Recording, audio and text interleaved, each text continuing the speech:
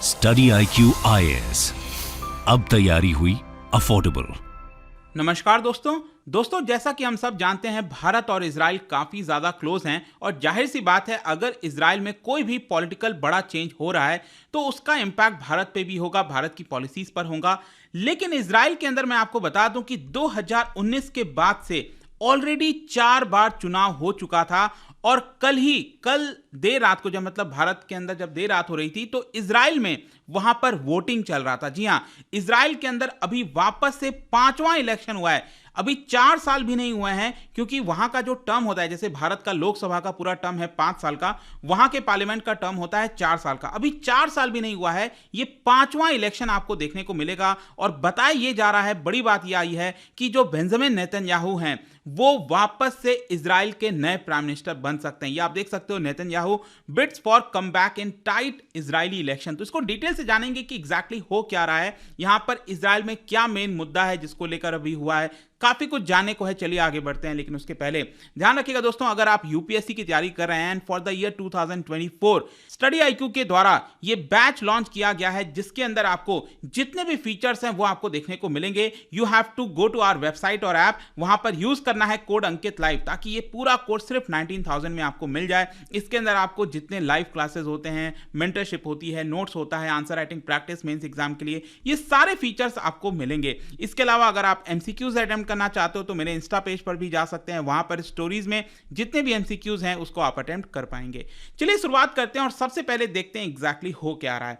जैसा कि मैं आपको बताया कि 2019 के बाद से यहां पर ये 5वां इलेक्शन देखने को मिलेगा और ये जो अभी लेटेस्ट इलेक्शन हुआ है, अगेन वहां की जो पार्लियामेंट है, कैनेसेट इसको कहा जाता है। जैसे भारत के अंदर आपने देखा होगा पार्लियामेंट है जिसमें लोकसभा है, राज्यसभा है, लेकिन जो डायरेक्ट इलेक्शन होता है, लोग जो चुनते हैं अपने MPs को, वो लोकसभा के अंदर होते हैं। तो उसी प्रकार से इजराइल के अंदर जो पार्लियामेंट है वहां पर ये यूनिकैमरल है। हमारे यहाँ तो 2 हाउसेज हैं तो बाइकैमरल हो गया, वहां पर यूनिकैमरल है, एक ही हाउस है और इसको कैनेसेट कहा जाता है। और इसके अंदर टोटल जो प्रतिनिधि भेजे जाते हैं वो है आपका 120।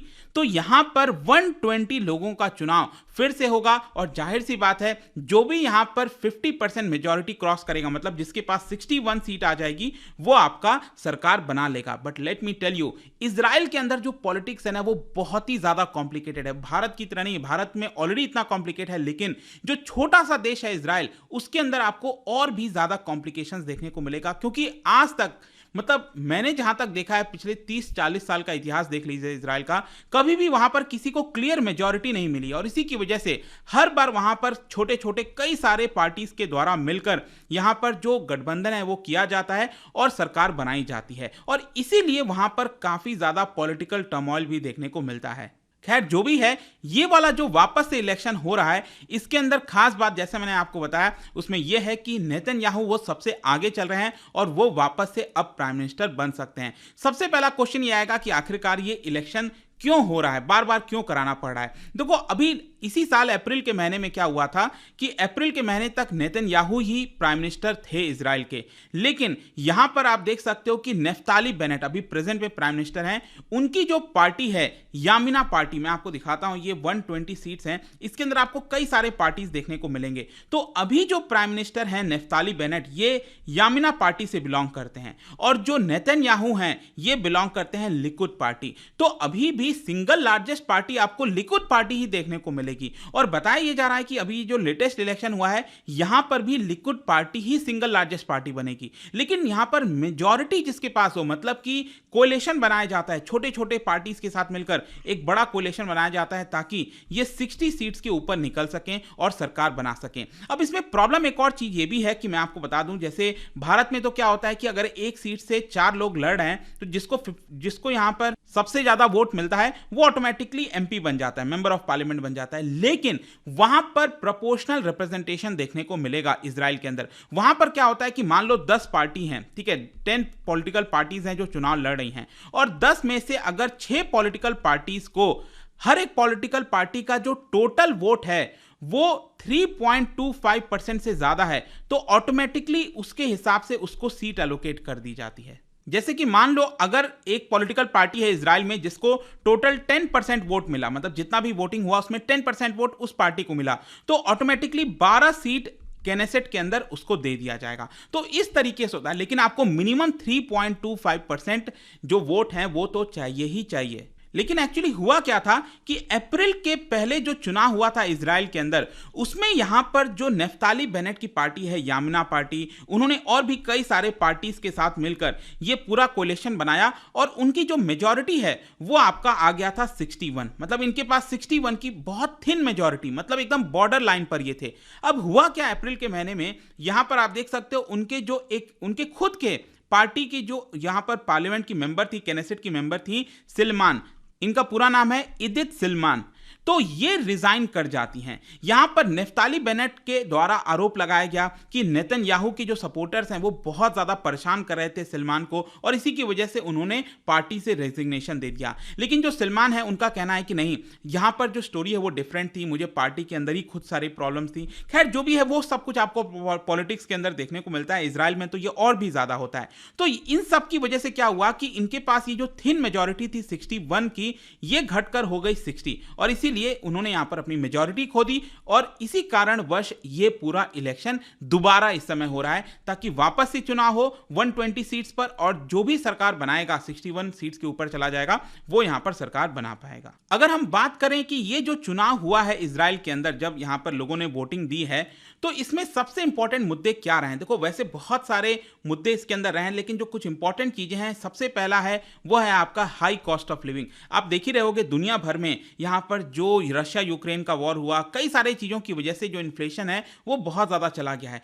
तो इजराइल के अंदर जो ओवरऑल इन्फ्लेशन है वो 5.2% है, और वहां पर लोगों को लगता है कि इन्फ्लेशन काफी ज्यादा है, और इसी की वजह से ये एक बहुत बड़ा मुद्दा वहां पर बना हुआ है। वहां पर लोगों के द्वारा आरोप लगाया जा रहा है कि सरकार को जो इंपैक्ट है कोविड-19 का, यूक्रेन वॉर का, कई सारे डिसीजंस का, उसका इंपैक्ट कम करना चाहिए, लेकिन सरकार उसमें विफल रही है। इसके अलावा एक और इंटरेस्टिंग मुद्दा है, मैं आपको बताऊं तो इजराइल के अंदर यहां पर एक ऑर्थोडॉक्स, मतलब कि जो जूइश पीपल हैं, उसमें जो एक ऑर्थोडॉक्स कम्युनिटी है, इनको कहा जाता है हेरेदी कम्युनिटीज।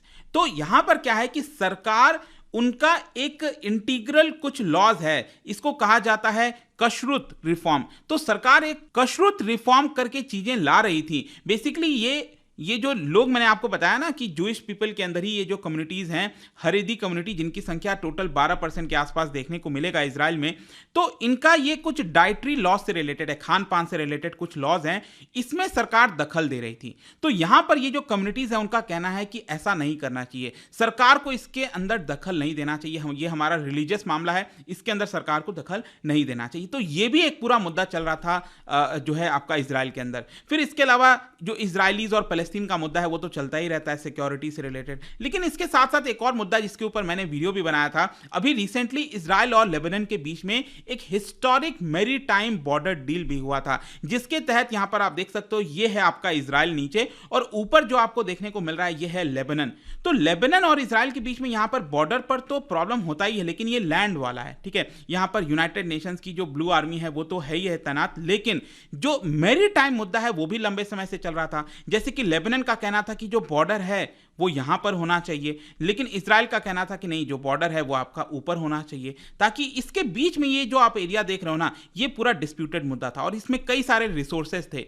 तो लेबनान और इजराइल यहां पर एक एग्रीमेंट करते हैं, डील करते हैं, जिसमें जो भी यहां पर बेनिफिट्स होगा वो दोनों के बीच में शेयर किया जाएगा। तो ये जो पूरा मुद्दा हुआ है, ये भी इलेक्शन का अभी पूरा जो है आपका इशू चल रहा था। तो वो सारी चीजें आपको देखने को मिलेंगी। अब आगे क्या होगा, देखो मैं आपको बता दूं, ये जो इलेक्शन हुआ है इजराइल के अंदर, इसका फाइनल रिजल्ट आते आते आप लगभग कह सकते हैं कि ये इस वीकेंड के एंड तक आएगा, ठीक है। मतलब इस वीक के एंड तक आएगा, आई थिंक शायद सैटरडे तक पता चल जाएगा कि एग्जैक्टली कौन जीता है। लेकिन लेट मी टेल यू, जितने भी एग्जिट पोल आए हैं, जितनी भी चीजें हो रही हैं इस समय, उसमें नेतन्याहू ही आगे चल रहे हैं, और बताया जा रहा है कि नेतन्याहू की जो लिकुद पार्टी है उनको लगभग 30-31 सीट मिलने वाली है, और उनका जो पूरा कोलिशन है उनको 62-63 सीट्स मिल सकती है। अब देखना होगा एग्जैक्टली क्या होता है क्या नहीं होता है, but also let me tell you कि नेतन्याहू वहां पर एक पोलराइजिंग फिगर है, और जिसकी वजह से वो बहुत ज्यादा कोलिशन नहीं जुटा पाते हैं। तो ये भी देखना होगा कि क्या नेतन्याहू जो कोलेशन है, जो पार्टीज़ हैं, उनके साथ आती हैं, नहीं आती हैं, लेकिन मोस्ट प्रोबेबली बताया जा रहा है कि आएंगी। तो देखना होगा अब यहाँ पर इजराइल में क्या होता है, बट आई होप कि इस वीडियो के माध्यम से सारी चीज़ें लगभग आपको समझ में आ गई होंगी। जाने से पहले एक इंटरेस्टिंग क्वेश्चन, क्योंकि हम पॉलिटिक्स वगैरह की बात कर रहे हैं, क्या बता सकते हैं कि ये जो स्टेटमेंट है, the state is everywhere it leaves hardly a gap, ये जो स्टेटमेंट है ये कौन से कॉन्सेप्ट को एक्सप्लेन करता है? इसका राइट आंसर आप सबको पता है, मेरे इंस्टाग्राम पर तो मिलेगा ही, वहां पर अगर आप नहीं हो कोई बात नहीं, टेलीग्राम से भी ले सकते हैं इसका सही उत्तर। मैं कई सारे जो एमसीक्यूज हैं वो यहाँ पर स्टोरीज में डालता रहता हूँ। बाकी अगर आपको पीडीएफ चाहिए तो टेलीग्राम पर आइए, अलग अलग सोशल मीडिया पर आप जुड़ पाओगे। और जैसा मैंने बताया, यूपीएससी की जो तैयारी है दोस्तों वो आप कर सकते हैं फॉर द ईयर 2024, क्योंकि स्टडी आईक्यू पर आपको सबसे बेस्ट गाइडेंस मिलेगा। Again use the code Ankit live, ताकि ये पूरा कोर्स आपको मैक्सिमम डिस्काउंट में मिल सके। आई होप कि वीडियो आपको पसंद आया होगा। मिलता हूं आपसे next time. Till then, thank you very much, see you soon. Hello, myself Dipesh Kumar Srivastav. I am targeting for UPSC 2023, for which I have subscribed Study IQ. Study IQ provides us a lot of things which is enough for our preparations. It provides handmade notes, PPTs note, handwritten notes that are too much for preparation. And the most important part of this Study IQ platform is that quality faculties. And the most important thing which I loved in Study IQ is that it provides a total checkup, a proper checkup mechanism on aspirants at each level, by mentorship, by daily question answer writing, by doubt session in class. All things are very good, and really the course is very affordable, so that I get my opportunity to pursue this course. Study IQ IAS, अब तैयारी हुई affordable.